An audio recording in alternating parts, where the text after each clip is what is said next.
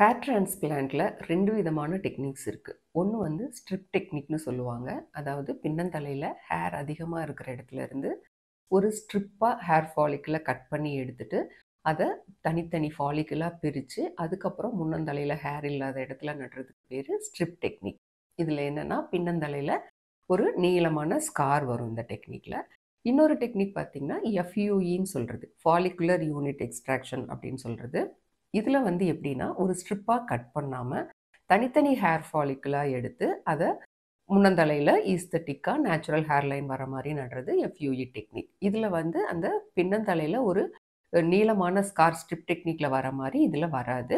But ஆனா dot tata ஒரு scar வரும். அது வந்து நம்ம ஹெட் ஷேவ் பண்ணும்போது மட்டும் தான் தெரியும். இந்த 2 டெக்னிக்ல பார்த்தீங்கன்னா, ஸ்ட்ரிப் டெக்னிக் வந்து நீளமான ஸ்கார் பின்னாடி வர்றதுனால, அத இப்ப அதிகமா நம்ம யூஸ் பண்றதில்ல. எஃப்யூஇ டெக்னிக் தான் நம்ம காமனா யூஸ் பண்றோம். மெயினா பார்த்தீங்கன்னா, நம்மளுக்கு ஏன் முன்னந்தலையில மட்டும் நம்மளுக்கு வந்து ஹேர் ஃபால் ஆகுது அப்படின்னு பார்த்தீங்கன்னா, நம்மளுக்கு முன்னந்தலையில இருக்கிற ஹேர் தான் வந்து ஹார்மோனுக்கு ரொம்ப ரெஸ்பாண்ட் பண்ணக்கூடிய ஹேர்ஸ். அதனால ஹார்மோன் ரெஸ்பான்ஸ் அதிகமா இருக்கும்போது, முன்னந்தலையில ஹேர் ஃபாலிக்கிள் ரொம்ப அதிகமா லாஸ் ஆகுது. அதே பின்னந்தலையில இருக்கக்கூடிய ஹேர்ஸ் பார்த்தீங்கன்னா, கொஞ்சம் ஸ்ட்ராங்கான ஹேர்ஸ். இது வந்து ஹார்மோனுக்கு ரெஸ்பாண்ட் பண்ணாது. அதனால தான் நமக்கு பின்னந்தலையில அதிகமா வந்து பால்னஸ் வர்றதில்ல. இப்போ இந்த ஸ்ட்ராங்கான ஹேர்ஸ், அதாவது அதிகமா ஹேர் ஃபாலிக்கிள் இருக்கிற பின்னந்தலையிலிருந்து நம்ம எடுத்து முன்னந்தலையில ஹேர் இல்லாத இடத்துல நட்டு குடுத்து, அது ஒரு காமோஃப்ளேஜ் டெக்னிக் மாதிரி. முன்னந்தலையிலயும் ஹேர் இருக்கிற மாதிரி நம்ம கிரியேட் பண்றது தான் இந்த ஹேர் டிரான்ஸ்பிளான்ட்ங்கிறது. இப்ப வந்து ஒரு சிலர் நம்மட்ட கேட்பாங்க, டாக்டர் நம்ம ஹேர் டிரான்ஸ்பிளான்ட் பண்ணதுக்கு அப்புறம் நேச்சுரலா நம்ம ஹேர் கட் பண்ணிக்கலாமா? ஹேர் கலரிங்லாம் பண்ணிக்கலாமான்னு கேட்பாங்க.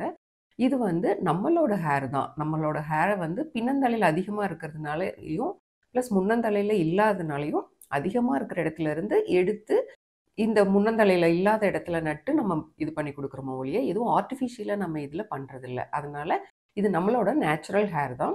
அதனால எப்பவும் போல நம்ம ஹேர் கட் பண்றது, ஹேர் கலர் பண்றது எல்லாமே நம்ம ஹேர் டிரான்ஸ்பிளான்ட் பண்ணதுக்கு அப்புறம் நம்மளால பண்ணிக்க முடியும். இன்னொரு விஷயம் என்னன்னா, நம்ம நேச்சுரலா ஹேர் திக்கா இருக்கிற மாதிரி நம்ம ஹேர் டிரான்ஸ்பிளான்ட்ல குடுக்க முடியாது. இப்ப நார்மலா ஹேர் இருக்கிற இடத்துல பார்த்தீங்கன்னா, ரொம்ப நெருக்கமா ஹேர் ஃபாலிக்கிள் இருக்கும். பட் ஆனா நம்ம ஹேர் டிரான்ஸ்பிளான்ட் பண்ணதுக்கு அப்புறம் அந்த அளவுக்கு நெருக்கமா நம்மளால குடுக்க முடியாட்டியும், பட் ஆனா ஓரளவுக்கு அந்த முடி ஹேர் வளர்ந்து நம்ம சீவும்போது நம்மளோட ஸ்கேல்ப் தெரியாத அளவுக்கு நம்மளால பண்ணி தர முடியும். இன்னொரு விஷயம் வந்து டாக்டர், பின்னந்தலையிலேருந்து எடுக்கிறேன்னு சொல்றீங்களே, அங்க நெறைய ஹேர் எடுத்துட்டா, அங்க வந்து ரொம்ப சொட்டையா தெரியாதா? அப்படின்னு ஒரு சிலர் கேட்பாங்க. இப்போ நம்ம வந்து ஒரு 50 ஹேர் ஃபாலிகல்ஸ் இருக்கிற இடத்துல இருந்து நம்ம ஒரு 10, 15 ஹேர் ஃபாலிக்கிள் தான் எடுப்போம். அந்த மாதிரி எடுக்கும்போது, அங்கேயும் நம்மளுக்கு வந்து ரொம்ப பேல்னஸ் தெரியாம இருக்கும். இங்க நம்ம நடுறதுக்கும் நம்மளுக்கு வந்து நெறைய ஹேர் ஃபாலிக்கிள் கிடைக்கும். அதனால தான் வந்து நெறைய ஏரியா நம்ம ஷேவ் பண்ணி, அதுலருந்து நம்ம ஹேர் ஃபாலிக்கிள் எடுப்போம். இன்னொரு விஷயம் பேஷண்ட்ஸ் கேட்கறது, டாக்டர் எனக்கு நெறைய வந்து ஒயிட் ஹேர்ஸ் இருக்கு. அதனால அந்த ஒயிட் ஹேர்ஸ் எல்லாம் அவாய்ட் பண்ணி பிளாக் ஹேர்ஸ் மட்டும் எடுத்து நம்மளால ஹேர் டிரான்ஸ்பிளான்ட் பண்ண முடியுமான்னு கேட்பாங்க. யூசுவலா ஹேர் டிரான்ஸ்பிளான்ட் வந்து நம்ம ஹெட் ஷேவ் பண்ணிட்டு தான் பண்ணுவோம். அந்த மாரி பண்ணும்போது நம்மளால நம்ம ஹேர் ஃபாலிக்கிள் வந்து ஒயிட் ஹேரா, இல்ல பிளாக் ஹேரா அப்படின்னு டிஃபரன்ஷியேட் பண்றது ரொம்ப கஷ்டமான விஷயம்.